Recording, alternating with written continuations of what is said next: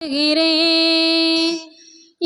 இதயம் முறைய என்னில் வாருமே, உன் இதய வாசல் தேடி வருகிறேன். என் இதயம் முறைய என்னில் வாருமே, நீ இல்லையே நான் இல்லையே, நீ இல்லையே நான் இல்லையே, நான் வாழ என் உள்ளம் வா.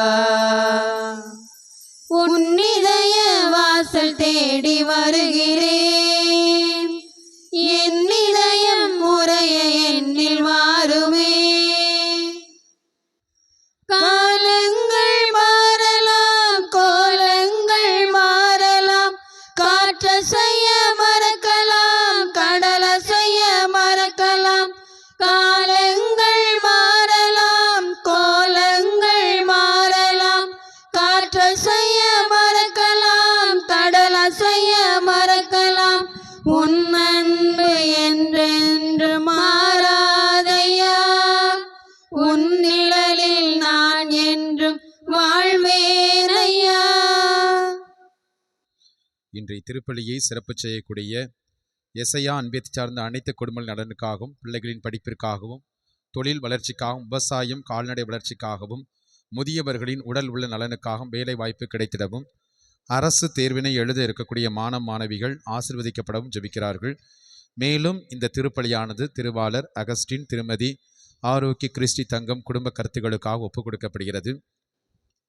ஆண்டவர் செய்த எல்லா நன்மைகளுக்கு நன்றியாகவும், மகனின் பணி சிறக்கவும், மகளின் கல்வி வளர்ச்சிக்காகவும், ஆண்டவருடைய அருட்கரம் தொடர்ந்து குடும்பத்தை வழிநடத்த வேண்டியும், குடும்பத்தில் உள்ளவர்களுடைய உடல் உள்ள நலனுக்காகவும், சிறப்பாக குடும்பத்திலே இறந்து போன அந்தோணி வியாகப்பன், மேரி பாப்பா, ஜோசப் அந்தோணிராஜ், சகாய மேரி, ஜெகராஜம்மாள் இவருடைய ஆன்ம இலைப்பாற்றிக்காக ஒப்பு கொடுத்து ஜெபிக்கிறார்கள். திருப்பலி முன்னுரை. இனியவர்களே, இன்று தவக்காலத்தின் முதல் ஞாயிறு. நம்முடைய முதல் பெற்றோர் ஏதேன் தோட்டத்தில் பாம்பால் சோதிக்கப்பட்டதையும், நம்முடைய சகோதரர் இயேசு பாலை நிலத்தில் அலகையால் சோதிக்கப்பட்டதையும் நம் கண்முன் நிறுத்தி நாம் யார் பக்கம் என்று நம்மிடம் கேட்கிறது இன்றைய வழிபாடு. நாம் யார் பக்கம் இருக்கின்றோம் என்பதை பொறுத்து நம்முடைய வாழ்வின் இலக்கும் இயக்கமும் மாறுபடுகிறது. நாம் எதிர்கொள்ளும் ஒவ்வொரு சோதனையும் நம்மில் மாற்றத்தையும் ஏற்படுத்த வல்லது என்ற மனநிலையில் சோதனையில் வீழ்ந்தாலும் எழும் மனம் வேண்டி இத்திருப்பலியில் பங்கேற்போம். தந்தை மகன் தூயாவியாரின் பெயராலே நம் ஆண்டவராகிய இயேசு கிறிஸ்துவின் அருளும் கடவுளின் அன்பும் தூயாவியாரின் நட்புறவும் உங்கள் அனைவரோடும் இருப்பதாக. உம் ஆன்மாவோடும் இருப்பதாக. அன்புமிக்க சகோதர சகோதரிகளை, திருமுழுக்கு நினைவாக நம்மீது தெளிக்கப்படும் இத்தண்ணீரை புனிதப்படுத்தி அருளுமாறு எல்லாம் அல்ல இறைவனை நோக்கி நாம் மன்றாடுவோமாக. அவரே நமக்கு உதவியளித்து அன்று நாம் பெற்றுக்கொண்ட தூய ஆவிக்கு உண்மை உள்ளவர்களாய் இருக்க அருள்வாராக. என்றும் வாழும் எல்லாம் அல்ல இறைவா, வாழ்வின் ஊற்றும் தூய்மையின் தொடக்கமான தண்ணீரின் வழியாக மக்கள் புனிதமடைந்து நிலை வாழ்வின் கொடையை பெற வேண்டும் என்று திருவிழமானீர். ஆண்டவரே, இத்தண்ணீரை புனிதப்படுத்தியருள வேண்டுகின்றோம்.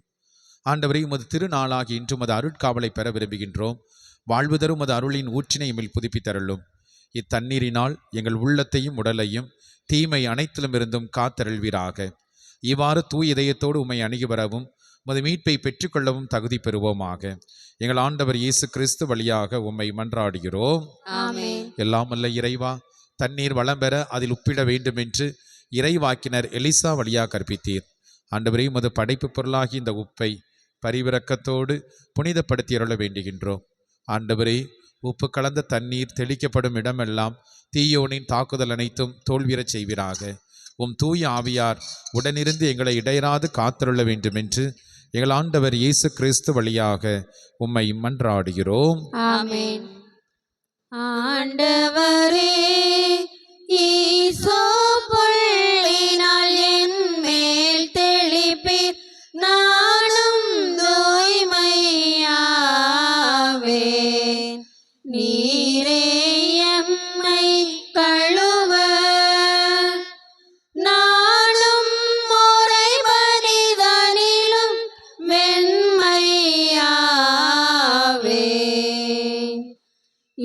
இறைவா உமது இரக்க பெருக்கத்திற்கு ஏற்ப என் மேல் இரக்கம் கொள்ளுவீர்.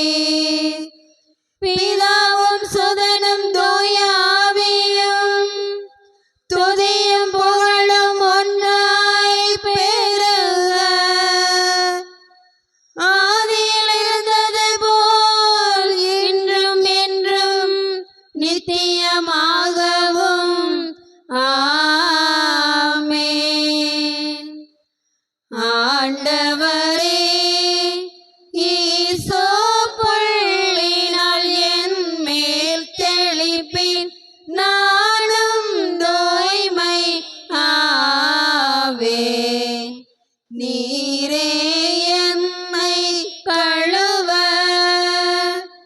நானும் முறை பனிதனிலும் வெண்மையாவேன்.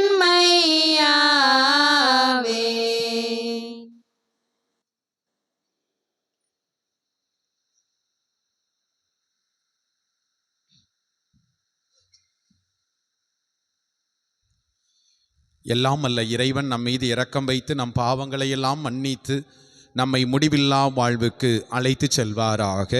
ஆமென். மன்றாடுவோமாக. என்றும் வாழும் எல்லாம் அல்ல இறைவா, ஆண்டுதோறும் நாங்கள் கடைப்பிடிக்கும் தவக்கால அருளடையாள செயல்களால் கிறிஸ்துவின் மறையுண்மைகளை புரிந்து கொள்வதில் முன்னேற எங்களுக்கு உதவியருளும். உமோடு தூய ஆவியாரின் ஒன்றிப்பில் இறைவனா என்றென்றும் வாழ்ந்து ஆட்சி செய்கின்ற அவர் வழியாக உம்மை மன்றாடுகிறோம். ஆமென்.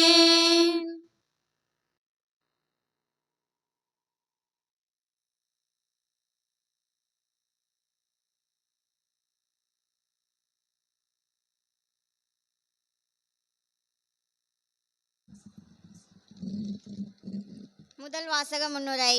நம்முடைய முதற் பெற்றோர் ஏதேன் தோட்டத்தில் பாம்பினால் சோதிக்கப்பட்டதையும் சோதனைக்கு உட்பட்டு விலக்கப்பட்ட கனியை உண்டதால் ஏற்பட்ட உடனடி விளைவையும் நம் கண்முன் கொண்டு வருகிறது. முதல் வாசகம். நாம் நெஞ்சில் திடத்தோடு உண்மை பேசி அழகையின் வஞ்சனையை எதிர்த்து நிற்கும் வரம் வேண்டி இவ்வாசகத்திற்கு செவிமடுப்போம்.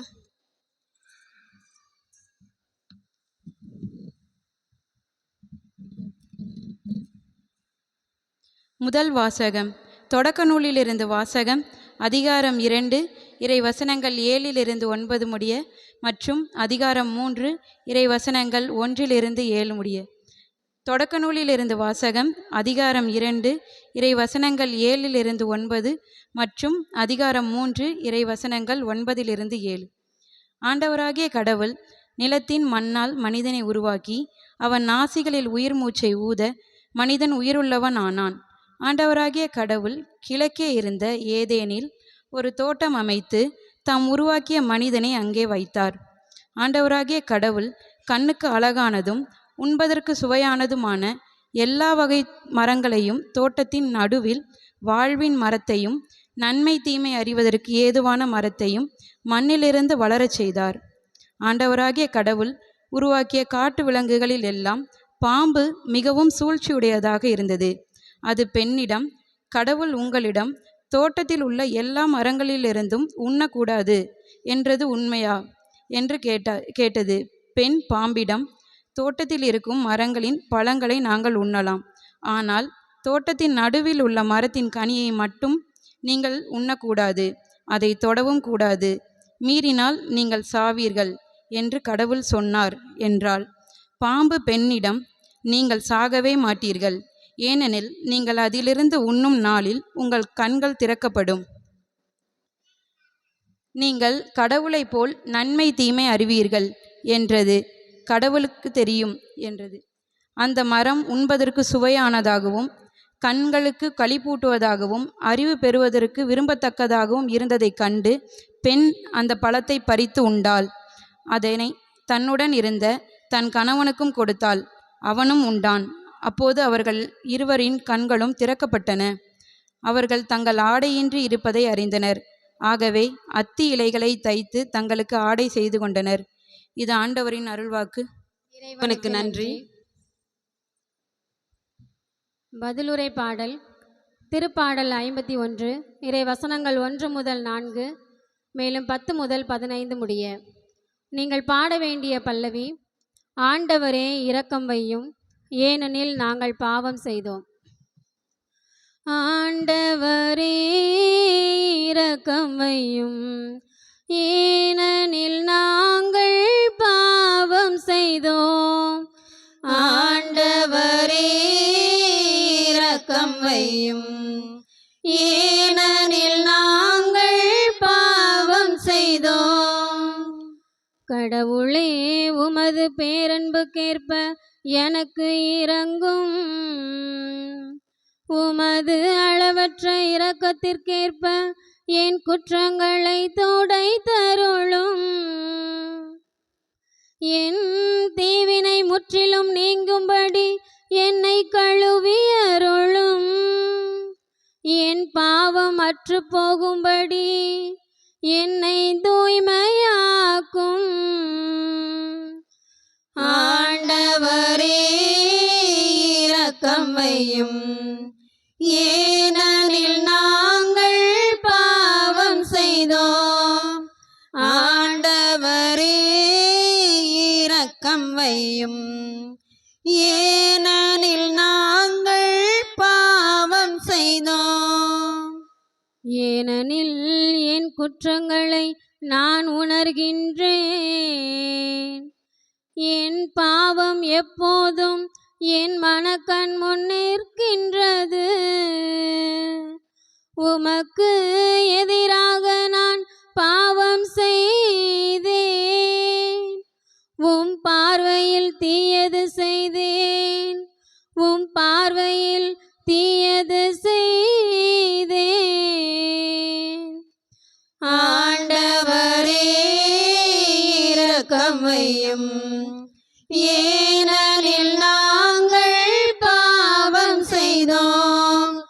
ஆண்டவரே இரக்கம் வையும் ஏனெனில் நாங்கள் பாவம் செய்தோம். கடவுளே தூயதோர் உள்ளத்தை என்னுள்ளே படைத்தருளும். உறுதி தரும் ஆவியை புதுப்பிக்கும் ஆவியை என்னுள்ளே உருவாக்கும். உமது முன்னிலையிலிருந்து என்னை தள்ளிவிடாதேயும். உமது தூய ஆவியை என்னிடமிருந்து எடுத்து விடாதேயும். ஆண்டவரே இரக்கம் வையும் ஏனெனில் நாங்கள் பாவம் செய்தோம். ஆண்டவரே இரக்கம் வையும் ஏனெனில் நாங்கள் பாவம் செய்தோம்.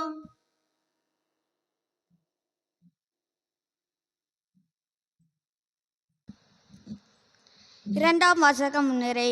இரண்டாம் வாசகத்தில் கிறிஸ்துவோடு இணைந்து புதுவாழ்வை பற்றி உறவுமை திருச்சபைக்கு அறிவுறுத்துகின்ற பவுல், ஆதாம் மற்றும் இயேசு என்னும் இரண்டு மாந்தர்கள் முறையே பாவம் மற்றும் அரைக்கொடையின் உருவமாக வைத்து ஆதாவின் கீழ்ப்படிமையால் வந்த பாவத்தை இயேசு தன் கீழ்ப்படிந்ததால் முறித்து தம்மை கடவுளுக்கு ஏற்புடையவராக மாற்றினார் என கூறும் இரண்டாம் வாசகத்திற்கு செவிமடுப்போம். இரண்டாம் வாசகம். ரோமேருக்கு எழுதிய திருமுகத்திலிருந்து வாசகம். அதிகாரம் 5 இறை வசனங்கள் 12 முதல் 19 முடிய. ரோமேருக்கு எழுதிய திருமுகத்திலிருந்து வாசகம். அதிகாரம் 5 இறை வசனங்கள் 12 முதல் 19 முடிய. ஒரே ஒரு மனிதன் வழியாக பாவம் இந்த உலகத்தில் நுழைந்தது. அந்த பாவத்தின் வழியாய் சாவு வந்தது. அதுபோலவே எல்லா மனிதரும் பாவம் செய்ததால் எல்லா மனிதரையும் சாவு கவ்விக்கொண்டது. திருச்சட்டம் தரப்படும் முன்பு உலகில் பாவம் இருந்தது. ஆனால் சட்டம் இல்லாத போது அது பாவமாக கருதப்படவில்லை. ஆயினும் ஆதாம் முதல் மோசே வரையில் இருந்தவர்கள் ஆதாமை போல் கடவுளின் கட்டளைகளை மீறி பாவம் செய்யவில்லை. எனினும் சாவு அவர்கள் மீது ஆட்சி செலுத்திற்று. இந்த ஆதாம் வரவிருந்தவருக்கு முன்னடையாளமாய் இருக்கிறார். ஆனால் குற்றத்தின் தன்மை வேறு, அருட்கொடையின் தன்மை வேறு. எவ்வாறெனில், ஒருவர் செய்த குற்றத்தால் பலரும் இறந்தனர். ஆனால் கடவுளின் அருளும் இயேசு கிறிஸ்து என்னும் ஒரே மனிதரின் வழியாக வரும் அருட்கொடையும் பலருக்கும் மிகுதியாய் கிடைத்தது. இந்த அருட்கொடையின் விளைவு வேறு, அந்த ஒரு மனிதர் செய்த பாவத்தின் விளைவு வேறு. எவ்வாறெனில், ஒரு மனிதர் செய்த குற்றத்திற்கு தீர்ப்பாக கிடைத்தது தண்டனை, பலருடைய குற்றங்களுக்கு தீர்ப்பாக கிடைத்ததோ அருட்கொடையாக வந்த விடுதலை. மேலும் ஒருவர் குற்றத்தாலே அந்த ஒருவர் வழியாக சாவு ஆட்சி செலுத்தினதென்றால், அருள் பெருக்கையும் கடவுளுக்கு ஏற்புடையவராகும் கொடையையும் இயேசு கிறிஸ்து என்னும் ஒருவர் வழியாக அடைந்து கொண்டவர்கள் வாழ்வு பெற்று ஆட்சி செலுத்துவார்கள் என இன்னும் மிக உறுதியாக நம்பலாம் அன்றோ?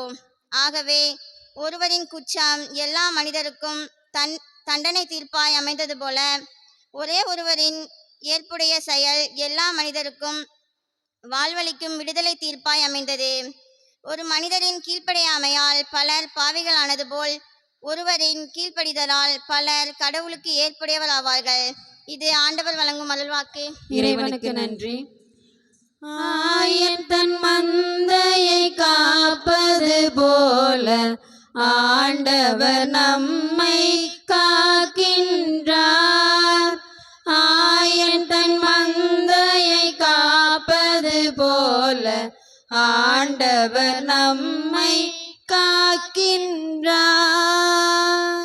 மனிதர் அப்பத்தினால் மட்டுமல்ல, மாறாக கடவுளின் வாய்ச்சொல் ஒவ்வொன்றாலும் வாழ்வர்.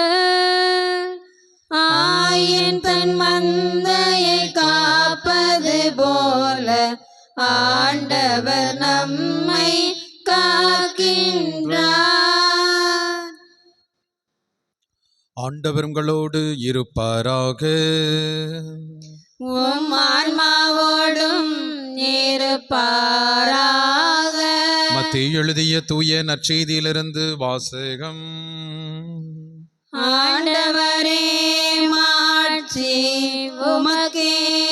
மத்தேயு நற்செய்தி 4வது அதிகாரம் இறை வசனங்கள் 1 முதல். மத்தேயு 4வது அதிகாரம் இறை வசனங்கள் 1 முதல். இயேசு அலகையினால் சோதிக்கப்படுவதற்காக பாலை நிலத்திற்கு தூய ஆவியால் அழைத்துச் செல்லப்பட்டார். 40 நாள் இரவும் பகலும் நோன்பிருந்தார். அதன்பின் பசியுற்றார். சோதிக்கிறவன் அவரை அணுகி, நீர் இறைமகன் என்றால் இந்த கற்கள் அப்பமாக்கும்படி கட்டளையிடும் என்றான். அவர் மறுமொழியாக, மனிதர் அப்பத்தினால் மட்டுமல்ல, மாறாக கடவுளின் வாய்ச்சொல் ஒவ்வொன்றாலும் வாழ்வர் என்று மறைநூலில் எழுதியுள்ளது என்றார். பின்னர் அலகை அவரை எருசலேம் திருநகரத்தை கூட்டிச் சென்று கோவிலின் உயர்ந்த பகுதியில் அவரை நிறுத்தி, நீர் இறைமகன் என்றால் கீழே குதியும். கடவுள் தம் தூதருக்கு உம்மை குறித்து கட்டளையிடுவார். உம் கால் கல்லில் மோதாதபடி அவர்கள் தங்கள் கைகளில் உம்மை தாங்கிக் கொள்வார் என்று மறைநூல் எழுதியுள்ளது என்று அலகை அவரிடம் சொன்னது. இயேசு அதனிடம், உன் கடவுளாகிய ஆண்டவரை சோதிக்க வேண்டாம் என்றும் எழுதியுள்ளது என்று சொன்னார். மறுபடியும் அலகை அவரை மிக உயர்ந்த ஒரு மலைக்கு கூட்டிச் சென்று உலக அரசுகள் அனைத்தையும் அவற்றின் மேன்மையும் அவருக்கு சுட்டிக்காட்டி அவரிடம், நீர் நெடுஞ்சான் கிடையாக விழுந்து என்னை வணங்கினால் இவை அனைத்தையும் உமக்கு தருவேன் என்றது. அப்பொழுது இயேசு அதனை பார்த்து, அகன்ற போ சாத்தானே, உன் கடவுளாகிய ஆண்டவரை வணங்கி அவர் ஒருவருக்கே பணி செய் என்று மறைநூல் எழுதியுள்ளது என்றார். பின்னர் அலகை அவரை விட்டு அகன்றது. உடனே வானதூதர் வந்து அவருக்கு பணிவிடை செய்தனர். ஆண்டவரின் அருள்வாக்கு. கிறிஸ்துவே உமக்கு புகழ். ஆண்டவர் இயேசுவில் அன்பு நிறைந்த சகோதர சகோதரிகளை, தவக்காலத்தின் முதல் வாரத்திலே பயணம் செய்து கொண்டிருக்கின்றோம். பறவைகளில் ரொம்ப நாள் உயிர் வாழக்கூடிய பறவை கழுகு என்று சொல்லப்படுகிறது. இந்த கழுகு கிட்டத்தட்ட 53 முதல் 55 வருடங்கள் வரை உயிர் வாழுமாம். இந்த கழுகை நாம் நினைத்து பார்க்கின்ற பொழுது விரிந்த சிறகுகளை வைத்திருக்கும். கிட்டத்தட்ட அதனுடைய சிறகுகளை விரித்ததென்றால் 1 மீட்டர் அளவுக்கு அதனால் விரிக்க முடியும் என்று சொல்லப்படுகிறது. அதே போல அந்த கழுகினுடைய கால்களிலே கூரிய நகங்கள் உண்டு.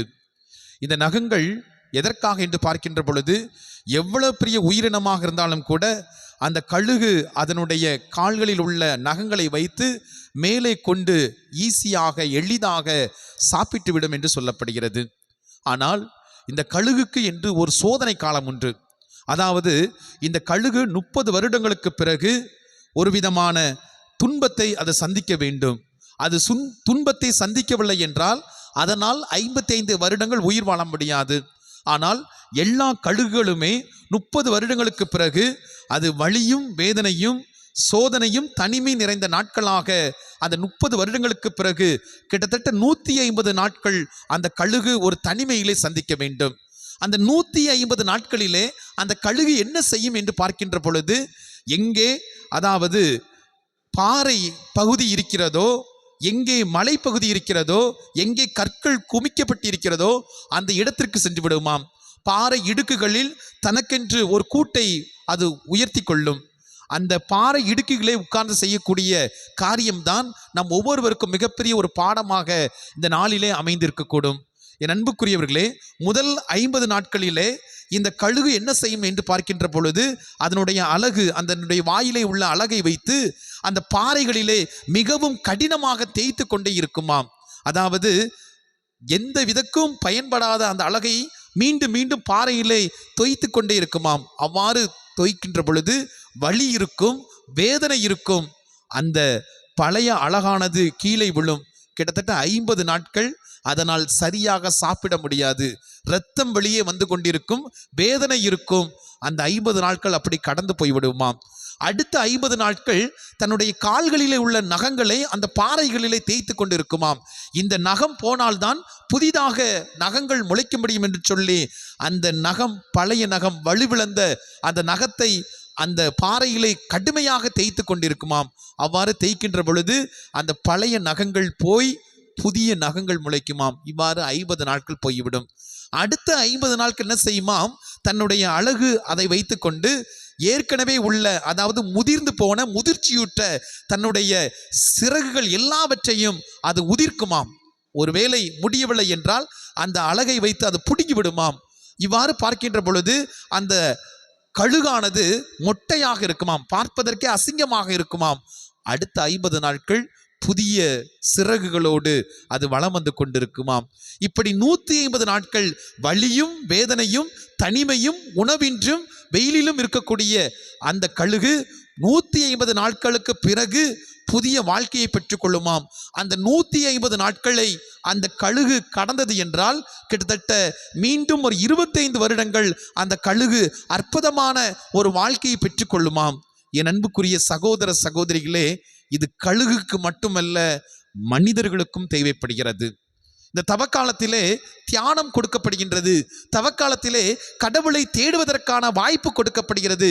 எப்படி கழுகானது தன்னை புடமிடுவது போல, எப்படி கழுகானது தன்னுடைய வாழ்க்கையை முழுவதுமாக திரும்பி பார்த்து இந்த வலியும் வேதனையும் நிறைந்த அந்த வாழ்க்கை கடந்து நிற்பது போல, ஒவ்வொரு கிறிஸ்தவனும் தன்னை ஒரு தனிமையான இடத்திற்கு அழைத்து செல்ல வேண்டும். தான் செய்த காரியங்கள் என்ன, தன் கடந்த கால வாழ்க்கை என்ன, எப்படிப்பட்ட வாழ்க்கையை நான் வாழ்ந்து கொண்டிருக்கிறேன், எப்படிப்பட்ட வாழ்க்கையை இனி வாழப்போகிறேன் என்ற அந்த உணர்வு ஒவ்வொரு மனிதனுக்கும் வேண்டும். ஒவ்வொரு மனிதனும் அத்தகைய வாழ்வுக்காக அழைக்கப்பட்டு கொண்டிருக்கின்றான். பிரியமானவர்களே, ஆண்டவர் இயேசு கிறிஸ்து திருமுழுக்கு பெற்றவுடனே அவர் பாலை நிலத்துக்கு அழைத்து செல்லப்படுகின்றார். விவிலியம் சொல்கிறது, இயேசு அலகையினால் சோதிக்கப்படுவதற்காக பாலை நிலத்திற்கு தூய ஆவியால் அழைத்து செல்லப்பட்டார் என்று சொல்லப்படுகிறது. நாம் நம்மை புடமிட்டு பார்க்க வேண்டும். என் வாழ்க்கை எப்படிப்பட்ட வாழ்க்கை, எந்த வாழ்க்கையை நான் வாழ்ந்து கொண்டிருக்கிறேன்? என்னுடைய வாழ்க்கை உயர்ந்தல்லவா இருக்க வேண்டும்? பல நேரத்திலே தாழ்ந்து போயிருக்கிறதே, என்ன காரணம்? புதுப்பித்துக் கொள்ள வேண்டும். வாழ்க்கையை புதுப்பித்துக் கொள்ள வேண்டும். வழிகளும் வன்மங்களும் நிறைந்த இந்த உலகத்திலே என்னுடைய வாழ்க்கையை புதுப்பித்துக் கொள்வதற்காக தவக்காலம் நமக்கு ஒரு சிறப்பான அழைப்பு கொடுக்கின்றது. ஆண்டவர் இயேசு பாலைவனத்திற்கு சென்றார் சோதிக்கப்படுவதற்காக. 3 விதமான சோதனைகளை அவர் சந்தித்தார். இந்த 3 விதமான சோதனைகளையும் நம்முடைய வாழ்க்கையிலே நாம் பொருத்தி பார்க்கின்ற பொழுது, முதல் சோதனையாக ஆசை என்ற சோதனைக்கு பல நேரத்திலே நாம் அடிமையாகி விடுகின்றோம். என் அன்புக்குரிய சகோதர சகோதரிகளே, சாத்தான் நம்மை சோதிப்பதற்காக வந்து கொண்டே இருக்கின்றான். எது எனக்கு தேவையோ அதை சாத்தான் எனக்கு முன்பாக கொடுக்கின்றான். இதை வைத்துதான் என்னை சாத்தான் சோதித்துக் கொண்டிருக்கின்றான். விவிலியம் சொல்கிறது, ஆண்டவர் இயேசு பசியுற்றார் என்று சொல்லப்படுகிறது. பசியுற்றதால் இந்த சாத்தான் ஆண்டவர் இயேசுவை எப்படி சோதிக்கிறான்? உணவின் பொருட்டு சோதிக்கின்றான். இதோ இந்த கற்கள் அப்பமாகும்படி நீர் செய்யும், நீர் இறைமகன்தான் என்று சொல்லப்படுகிறான். என் அன்புக்குரிய சகோதர சகோதரிகளே, இந்த சாத்தான் நாம் எந்த இடத்திலே விழுந்து விடுவோமோ அந்த இடத்தை சரியாக அடித்துக்கொண்டு அவன் ஒரு ராஜதந்திரம் செய்வதை நாம் பார்க்க நேருகின்றது. இயேசு சோதனையை வென்றார். மனிதர் அப்பத்தினால் மட்டுமல்ல, மாறாக கடவுளின் வாயிலிருந்து வருகின்ற ஒவ்வொரு சொல்லாலும் அவன் உயிர் வாழ்வான் என்று ஆண்டவர் சாத்தானின் சோதனையை அவர் வென்றிருக்கின்றார். ஆனால் நமக்கு வரக்கூடிய சோதனையை நாம் வெற்றி பெற்றிருக்கிறோமா என்றால் கேள்விக்குறியாக இருக்கிறது. அன்று ஆண்டவர் இயேசுவுக்கு சாத்தான் கற்களை கொடுத்தது போல இன்று நமக்கு முன்பாக களிப்பான கற்கள், கவர்ந்திழுக்கக்கூடிய கற்கள், கலர் கலரான கற்களை நமக்கு முன்பால் வைத்துக் கொண்டிருக்கிறது. இதிலே அகப்பட்டு பல நேரத்திலே வாழ்வை இழந்து விடுகின்றோம். என் அன்புக்குரியவர்களே, இன்னைக்கு பார்க்கோம் அப்படின்னா கலர் கலரான மது பாட்டில்கள் நமக்கு கண் முன்பாக இருக்கின்றது. பல நேரத்திலே நம்முடைய வாழ்வை நாம் செதுக்க வேண்டும் என்று நினைக்கின்ற பொழுது இந்த கலர் கலரான மது பாட்டில்களுக்கு பல நேரத்திலே அடிமையாகி நாம் சோதனையிலே விழுந்து விடுகின்றோம். அல்லது இன்றைய தலைமுறையை பார்க்கின்ற பொழுது ஐபோன் அல்லது ஆண்ட்ராய்டு அல்லது இணையம் என்று சொல்லி பல நேரத்திலே வாழ்வை தொலைத்து கொண்டிருக்கக்கூடிய ஒரு சூழல். நாம் திரும்பி பார்ப்பதற்கு முடியாமல் பல நேரத்திலே இந்த இணையத்திற்கு அடிமையாக்கி கொண்டு இருக்கின்றோம். நமது கைகளும் நமது எண்ணங்களும் ஒருபோதும் அமைதியாக இருப்பதில்லை. சும்மா இருந்தால் கூட நாம் எப்போதுமே ரீல்ஸ் அல்லது மற்ற காரியங்களை நாம் பார்த்து கொண்டே இருப்போம். ஏன்னா நான் சும்மா இருக்கேன். வாழ்க்கையில பல நேரத்திலே நாம் இப்படிப்பட்ட ஒரு சூழலை தான் சந்தித்து கொண்டிருக்கின்றோம். அல்லது வீடுகளில் இருக்கக்கூடிய பெற்றோர் அல்லது வீடுகளில் இருக்கக்கூடிய தாய்மார்களை நினைத்து பார்க்க வேண்டும். அவர்களுக்கும் கலர் கலராக சீரியல் கொடுக்கப்படுகிறது. கற்கள் என்ற பார்வையிலே சீரியல் கொடுக்கப்படுகிறது. எதிர்நீச்சலிருந்து தொடங்கி பாக்கியலட்சுமி வரை எத்தனையோ சீரியல்கள் கொடுக்கப்படுகிறது. ஏன் நாம ஜெபம் பண்ணணும்? சாத்தான் கேட்குறான், நீ ஏன் ஜெபம் பண்ணணும்? நீ ஏன் கோயிலுக்கு போகணும்? நீ ஏன் உன்னை பரிசோதிச்சு பார்க்கணும்? நீ ஏன் உன்னை திரும்பி பார்க்கணும்? சாத்தான் இன்று கலர் கலரான கற்களை நமக்கு முன்பாக வைத்து சோதனையிலே நாம் விழுந்து விடுவதற்காக அவன் காத்து கொண்டிருக்கின்றான். என் அன்புக்குரிய சகோதர சகோதரிகளே, இதிலிருந்து நாம் வெளியே வருவதற்கு செய்யக்கூடிய காரியம் என்ன? பேதுரு எழுதிய முதல் திருமுகத்திலே அவர் அற்புதமாக குறிப்பிடுகின்றார். பேதுரு எழுதிய முதல் திருமுகம் 5வது அதிகாரத்திலே நாம் இவ்வாறு வாசிக்கின்றோம். 5வது அதிகாரம் 8வது வசனத்திலே நாம் வாசிக்கின்றோம். அறிவு தெளிவோடு விழிப்பாயிருங்கள், உங்கள் எதிரியாகிய அழகை யாரை விழுங்கலாம் என கர்ச்சிக்கும் சிங்கம் போல தேடி திரிகிறது, அதனை எதிர்த்து நில்லுங்கள். உலகெங்கும் உள்ள உங்கள் சகோதர சகோதரி உங்களைப் போலவே துன்பத்துக்கு உள்ளாகிறீர்கள் என்பதை அறிந்து கொள்ளுங்கள் என்று சொல்லப்படுகிறது. நீ துன்பப்படலாம், ஆனா சோதனைக்கு உள்படாத. ஏன்னா கர்ச்சிக்கும் சிங்கம் போல சாத்தான் அதனுடைய வாயை திறந்து கொண்டிருக்கின்றான், எப்போது நாம் வீழ்வோம் என்று சொல்லி. என் அன்புக்குரிய சகோதர சகோதரிகளே, இதிலிருந்து வெளியே வருவதற்கு நாம் என்ன செய்ய வேண்டும்? தன்னிலை உணர வேண்டும், தன்னை உணர வேண்டும், தான் யார் என்பதை அறிந்து கொள்ள வேண்டும். பல நேரத்திலே மூழ்கி கிடக்கின்றோம். இன்றைய நாளிலே இருக்கக்கூடிய இந்த ஆண்ட்ராய்டு மொபைலிலே நிறைய பிரச்சனைகள் வந்து கொண்டு இருக்கிறது. நிறைய ஆப்ஸ் கொடுக்கின்றான், வாட்ஸ்அப்பு, ஃபேஸ்புக்கு, இன்னும் நிறைய கொடுக்கின்றான். இதனால் குடும்பத்திலே பலவிதமான பிரச்சனைகள் ஏற்படுகிறது. இதனால் குடும்பத்திலே பலவிதமான தொந்தரவுகள், பிரிவுகள் ஏற்பட்டு கொண்டிருக்கிறது. இந்த ஆப்ஸ்ல இதெல்லாம் தப்பிக்கணும் அப்படின்னா என்ன செய்யணும்? நம்ம மொபைலை சுவிட்ச் ஆஃப் பண்ணி போட்டால் சரியா. என் அன்புக்குரிய சகோதர சகோதரிகளே, முதல் சோதனையிலும் தப்பிக்கக்கூடியது யார்? இரண்டாவது சோதனையாக ஆண்டவர் இயேசு கொடுக்கப்பட்ட அந்த சோதனையை நம்முடைய வாழ்க்கையோடு நாம் ஒப்பிட்டு பார்க்கின்ற பொழுது ஆணவம். என் அன்புக்குரிய சகோதர சகோதரிகளை, ஆண்டவர் இயேசுவை இதோ இந்த சாத்தான் என்ன செய்கிறான்? எருசலேம் திருநகரத்துக்கு கூட்டி சென்று கோயிலிருந்து கீழே குதி, நீ சாக மாட்ட. ஏன்னா திருப்பாடல் 91:10 சொல்கிறது, அவர் உன்னை காத்துக் கொள்வார், உமது கால் கல்லில் மோதாதபடி அவர் தம் தூதர்களுக்கு கட்டளையிடுவார். நிச்சயமாக நீ கீழே விழமாட்ட, உனக்கு ரத்தம் வராது, நீ கீழே இருந்து கீழே வா, மேல இருந்து கீழே குதி என்று சொல்லுகிறது. கீழே விழுந்து பார்த்தாதான் உனக்கு தெரியும் என்று சொல்லப்படுகிறது. ஆண்டவர் இயேசு என்ன சொல்கிறார்? உன் கடவுளாய் ஆண்டவர் சோதிக்காத. ஒருவேளை இந்த எருசலேம் ஆலயத்துல இவ்வளவு பேர் போயிட்டு இருப்பாங்க, வந்துட்டு இருப்பாங்க, நீ மேல இருந்து கீழே குதிச்ச அப்படின்னா நீ தான் ஹீரோ. உன்னை பார்த்து எல்லாருமே ஐயோ பெரிய ஆள் என்று சொல்வார்கள், மாயாஜால வித்தைக்காரர் என்று சொல்வார்கள். என் அன்புக்குரிய சகோதர சகோதரிகளே, மக்கள் எல்லோரும் உன்னை அரசராக்கி விடுவார்கள். ஆனா ஆண்டவர் இயேசு அதை எளிதாக மேற்கொள்கின்றார். இன்னைக்கு ஆண்டவருடைய அந்த சோதனையை நம்முடைய குடும்பத்திலே பார்க்கின்ற பொழுது நமது வாழ்க்கையில பார்க்கிறோம். ஈகோ, ஆணவம் அதிகம். நான் அதிகம் சம்பாதிக்கிறேன், அல்லது நான் யார் தெரியுமா, என் பிரஸ்டீஜ் என்ன தெரியுமா, என் பேக்ரவுண்ட் என்ன தெரியுமா, பலவிதமான வார்த்தைகளை நாம் பேசிக் கொண்டிருக்கின்றோம். ஆணவத்தினால் அதிகாரம் வேணும். என் அன்புக்குரிய சகோதர சகோதரிகளே, ஆணவத்தினால் அழிந்த மனிதர்கள் அதிகம் என்பதை நாம் உணர்ந்து கொள்ள வேண்டும். யாக்கோப்பு தன்னுடைய திருமுகத்திலே 4வது அதிகாரம் இறைவசனம் 6 இவ்வாறு சொல்கின்றார், செருக்குற்றோரை அவர் இகழ்ச்சியுடன் நோக்குகிறார், தாழ்நிலையில் உள்ளவர்களுக்கோ கருணை காட்டுகிறார் என்று சொல்லப்படுகிறது. தாழ்நிலையில் உள்ளவர்களுக்கு தான் கருணை காட்டுகிறார். நம்முடைய அன்பு தாய் அன்னை மரியாள் தன்னுடைய பாடலில் சொல்கிறார், செருக்குற்றோரை அவர் சிதறடித்தார், தாழ்ச்சியுற்றோரை அவர் கடைக்கண் நோக்கினார் என்று சொல்லப்படுகிறது. ஆணவம் நமது குடும்பத்தை அழித்துவிடும்.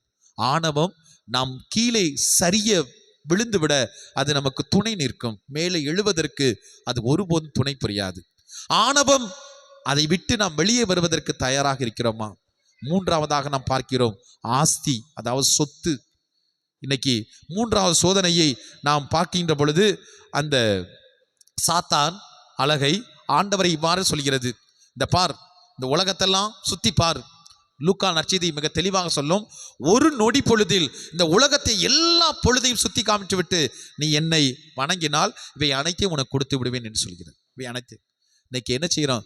சீப்பான பாப்புலாரிட்டி, அதாவது நம்முடைய கொள்கை, நம்முடைய கௌரவத்தை எல்லாம் எளிதாக நாம் அடகு வைத்து விடுகின்றோம்.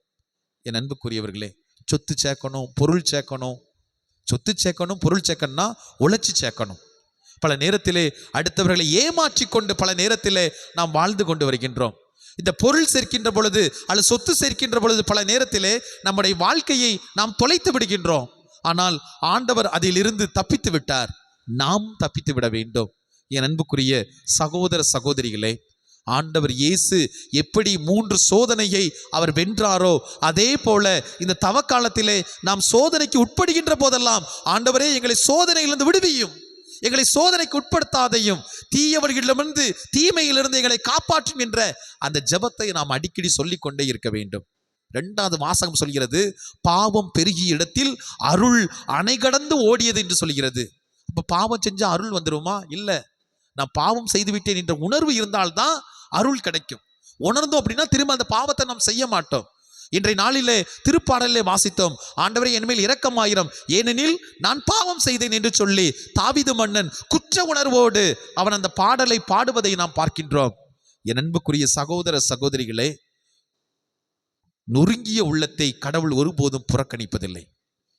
நான் நொறுங்கிய உள்ளத்தோடு வந்திருக்கிறேன், பாவம் செய்து விட்டேன் ஆண்டவரே, உமக்கு எதிராகவும் கட்டளைக்கு எதிராக நான் பாவம் செய்து விட்டேன், இதோ உம்முடைய மகனாக மகளாக வந்திருக்கின்றேன், என்னை ஏற்றுக்கொள்ளும் என்ற அந்த உணர்வோடு வருகின்ற பொழுது அருள் அணை கடந்து ஓடிக்கொண்டிருக்கின்றது. என் அன்புக்குரியவர்களே, சோதனை என்பது எல்லாருக்கும் உரியதுதான். இயேசுவுக்கும் உள்ள சோதனை நமக்கும் வந்து கொண்டுதான் இருக்கிறது. ஆனால் இறை வார்த்தை உதவியோடு, இயேசுவின் துணையோடு, பரிசுத்த ஆவியின் துணையோடு அந்த சோதனைகளை வெல்வோம். ஆமேன். எழுதின் நம்முடைய விசுவாசத்தை நாம் அறிக்கையிடுவோம். விண்ணையும் மண்ணையும் படைத்தவராம் கடவுள் ஒருவர் இருக்கின்றார், தந்தை மகன் தூய ஆவியராய் ஒன்றாய் வாழ்வோரை நம்புகிறேன்.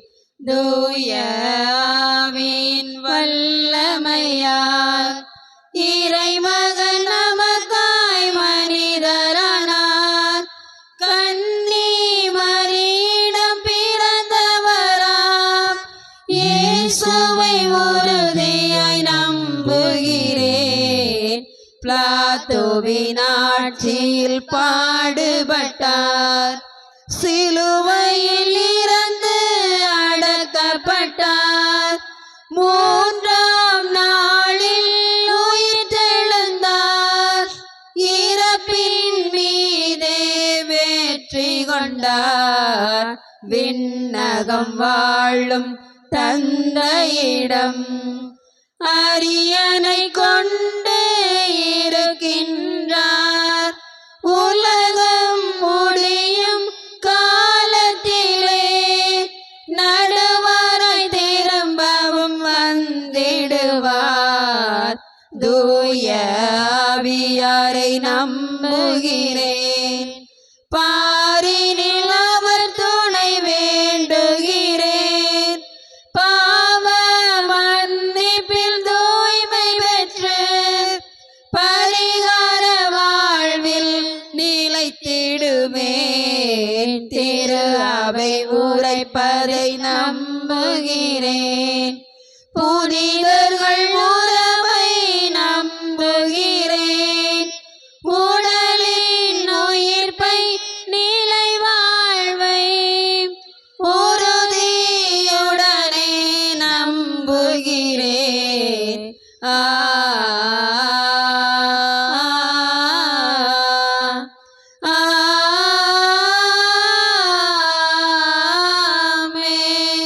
நம்பிக்கையோடு நம்முடைய தேவைகளை ஆண்டவருடைய திருப்பாதம் ஒப்புக் கொடுப்போம். இறைவா, நாங்கள் தொடங்கியுள்ள இத்தவக்காலம் சில நேரங்களில் ஏதேன் தோட்டமாகவும் சில நேரங்களில் பாலைவனமாகவும் இருந்தாலும் நாங்கள் உம்மோடு கொண்டுள்ள உறவில் நிலைத்திருக்க வரமல்ல உம்மை மன்றாடுகிறோம். ஆண்டவரே, எங்கள் மன்றாட்டை கேட்டருளும்.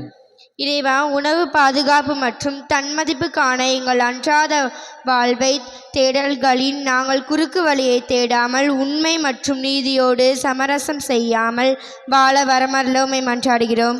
ஆண்டவரே, எங்கள் மன்றாட்டை கேட்டருளும். இறைவா, உமது அருள் கொடையின் கருவியாக இருக்கின்ற திரு அவை இச்சமூகத்தில் தன்னுடைய இருப்பால் மாற்றத்தை கொண்டு வர இதன் தலைமை பொறுப்பில் இருப்பவர்கள் தாங்கள் எதிர்கொள்ளும் அதிகாரம் மற்றும் ஆற்றல் சார் சோதனைகளில் விழாமல் இருக்க வரமருள உம்மை மன்றாடுகின்றோம். ஆண்டவரே, எங்கள் மன்றாட்டை கேட்டருளும்.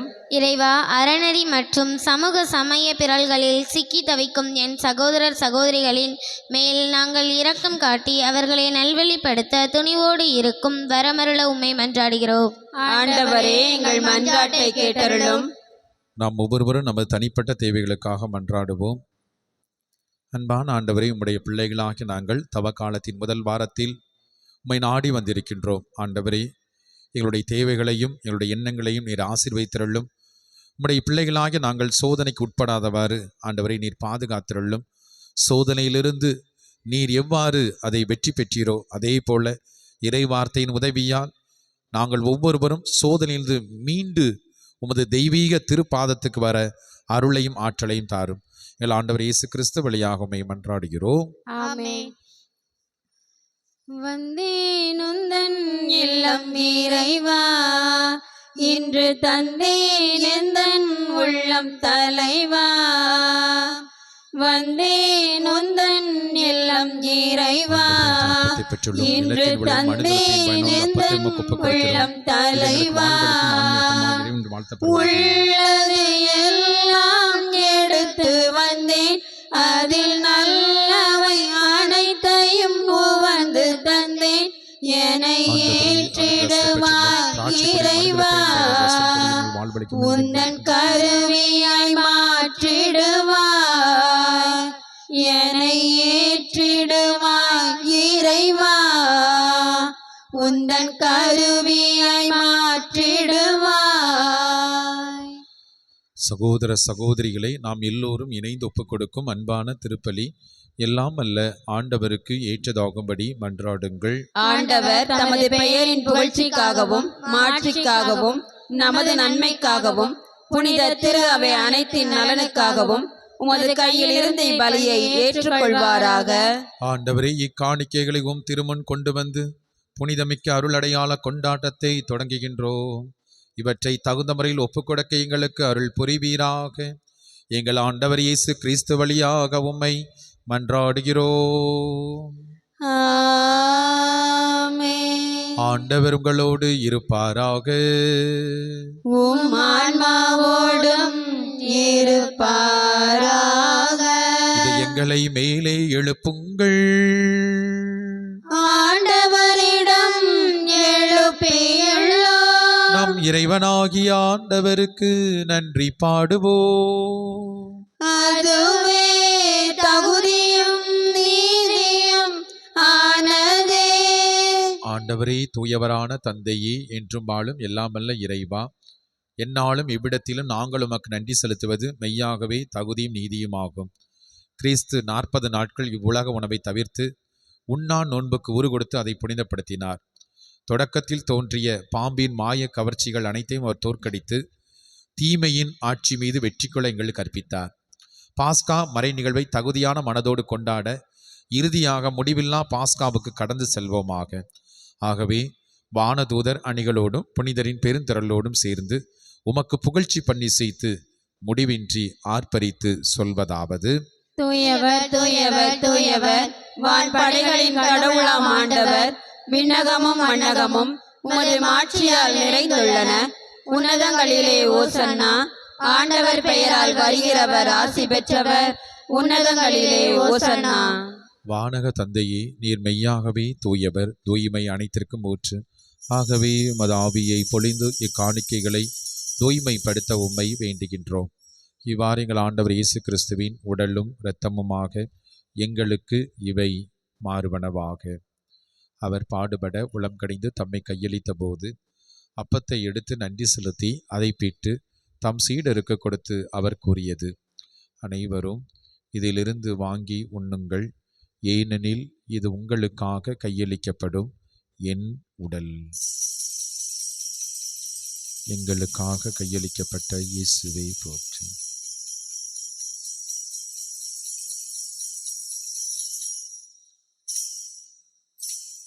அவ்வண்ணமே உணவு அருந்திய பின் கிண்ணத்தை எடுத்து நன்றி செலுத்தி தம் சீடருக்கு கொடுத்து இயேசு கூறியது: அனைவரும் இதிலிருந்து வாங்கி பருகுங்கள், ஏனெனில் இது புதிய நிலையான உடன்படிக்கைக்குரிய என் இரத்தத்தின் கிண்ணம்.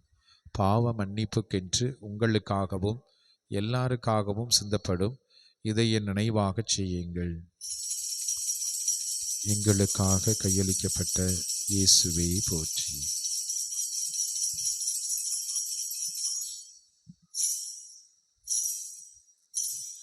நம்பிக்கையின் மறை பொருள். ஆண்டவரே, நீர் வருமளவும் உமது இறப்பினை அறிக்கையிடுகின்றோம், உமது உயிர்ப்பினையும் எடுத்துரைக்கின்றோம். ஆகவே இறைவா, நாங்கள் கிறிஸ்துவின் இறப்பினையும் உயிர்ப்பின் நினைவு கூர்ந்து வாழ்வு தருகின்ற அப்பத்தையும் மீட்பளிக்கும் கிண்ணத்தையும் உமக்கு ஒப்புக் கொடுக்கின்றோம். உம் திருமுன் நின்று உமக்கு ஊழியம் புரிய தகுந்தவர்கள் எங்களை ஏற்றுக்கொண்டீர். எனவே உமக்கு நன்றி செலுத்துகின்றோம். ஆண்டவரே, உலகமெல்லாம் பரவியிருக்கும் உமது திருச்சபையை நினைவு கூர்ந்தருளும். எங்கள் திருத்தந்தை லியோ, எங்கள் ஆயர்கள், குருக்கள், துறவிகள், பொதுநிலையினர் ஆகிய அனைவரையும், சிறப்பாக இந்த திருப்பலியை சிறப்பு செய்யக்கூடிய எஸ்ஐயா அன்பீத்தை சார்ந்த அனைத்து குடும்பங்களையும் நீ நிறைவாக ஆசீர்வதித்தருளும். மேலும் இந்த மாலை திருப்பலியில் கருத்து கூட ஜெபிக்கக்கூடிய திருவாளர் அகஸ்டின், திருமதி ஆரோக்கிய கிறிஸ்டி தங்கம் குடும்பத்தை நீ நிறைவாக ஆசீர்வதித்தருளும். தந்தையே, உயிர்த்தலும் எதிர்நோக்குடன் துயில் கொள்ளும் எங்கள் சகோதர சகோதரிகளையும் இந்த நாளிலே, இந்த திருப்பலியிலே நாங்கள் நினைவு கூறக்கூடிய அந்தோணி வியாகப்பன், மேரி பாப்பா, ஜோசப் அந்தோணிராஜ், சகாய மேரி, ஜெக ராஜம்மாள் மற்றும் யாரும் நினையாத ஆன்மாக்களையும், மாசிலா குழந்தைகளையும், மறக்கப்பட்ட குருக்கள் கண்ணீர்களையும் ஆண்டவரை நீர் இரக்கத்தோடு நினைவு கூர்ந்தருளும். கடவுளின் கன்னித்தாயான எங்கள் ஊரின் பாதுகாவலி அன்னை மரியா, அவருடைய அன்பு கணவர் புனித சூசையப்பர், புனித திருத்தூதர்கள், இந்த உலகில் உமக்கு உகந்தவராய் இருந்த புனிதர்கள் அனைவரோடும் சேர்ந்து தோழமை உறவில் உம்மை புகழ்ந்தேத்து மரமருள்ள உம்மை மன்றாடுகிறோம். இவர் வழியாக இவரோடு இவரில் எல்லாம் அல்ல இறைவனாகிய தந்தையே, தூய ஆவியாரின் ஒன்றிப்பில் எல்லா புகழும் ஆட்சியும் என்றென்றும் உமக்கு உரியதே.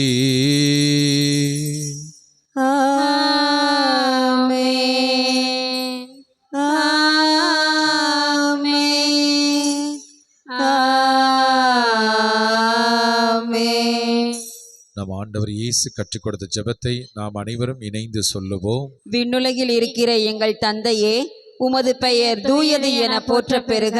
உமது ஆட்சி வருக. உமது திருவுளம் விண்ணுலகில் நிறைவேறுவது போல மண்ணுலகிலும் நிறைவேறுக. எங்கள் அன்றாட உணவை இன்று எங்களுக்கு தாரும். எங்களுக்கு எதிராக குற்றம் செய்வோரை நாங்கள் மன்னிப்பது போல எங்கள் குற்றங்களை மன்னியும்.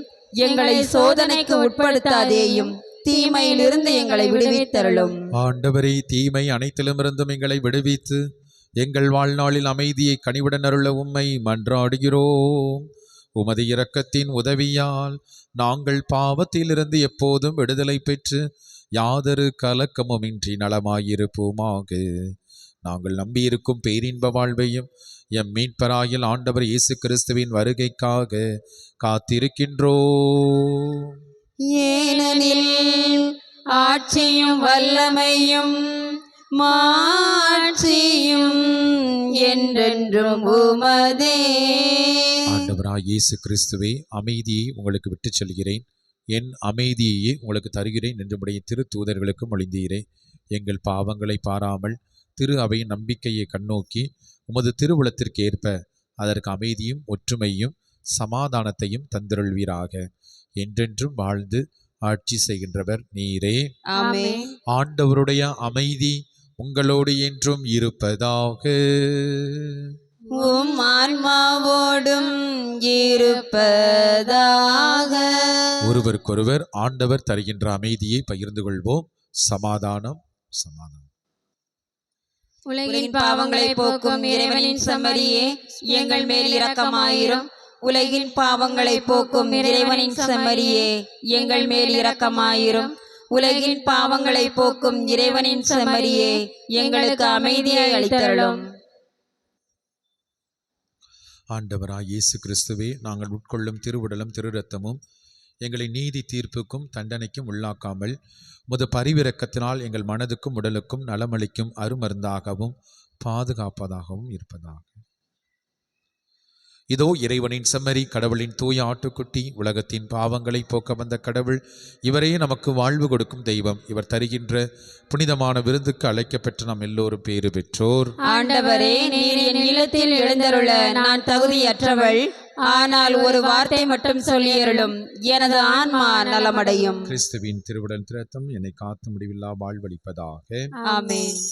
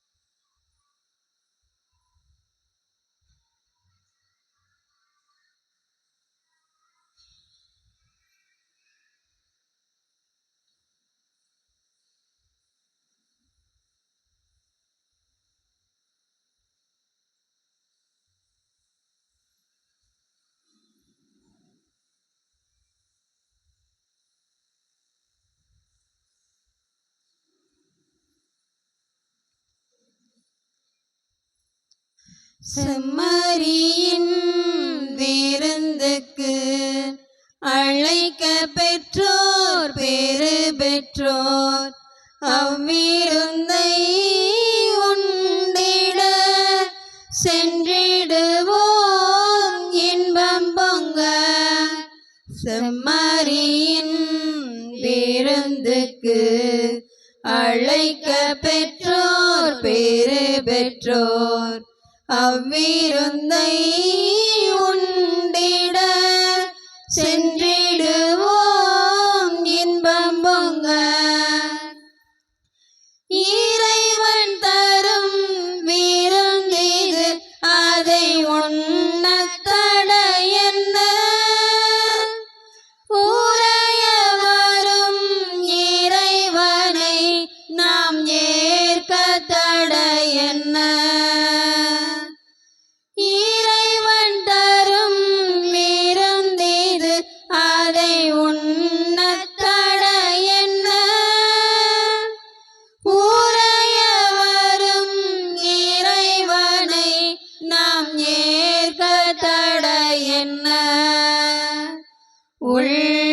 கதவு திறந்தது அதனுள்ளே வாழுவாய். உவகை என்னும் ஒளி கொணர்ந்து எம்மை ஆளுவாய். செம்மறியின் விருந்துக்கு அழைக்க பெற்றோர் பேறு பெற்றோர் அவ்விருந்தை உண்டிட சென்றிடுவோம் இன்பம் பொங்க.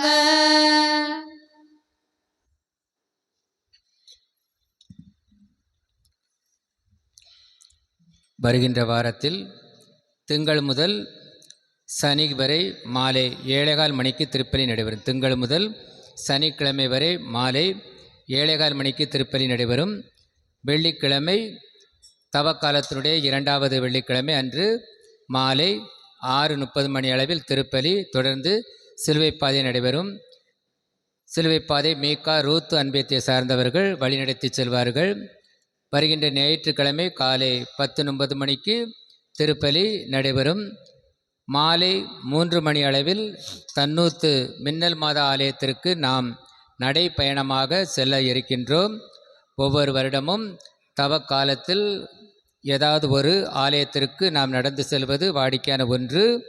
ஆகையால் வருகின்ற ஞாயிற்றுக்கிழமை மாலை 3 மணிக்கு வெயில் அடிக்கும் என்று நினைக்கக்கூடாது, வெயில் அடிக்காது. ஆகையால் அன்றைய நாளில் நீங்கள் அனைவரும் புறப்பட்டு தயாராக வந்தால் நாம் சிறப்பான முறையில் அதை சென்று வரலாம் என்பதை தெரிவித்துக் கொள்கிறோம். ஆகையால் அந்த 3 மணிக்கு அனைவரும் புறப்பட்டு தயாராக இருந்திட உங்களை அன்போடு கேட்டுக்கொள்கிறோம்.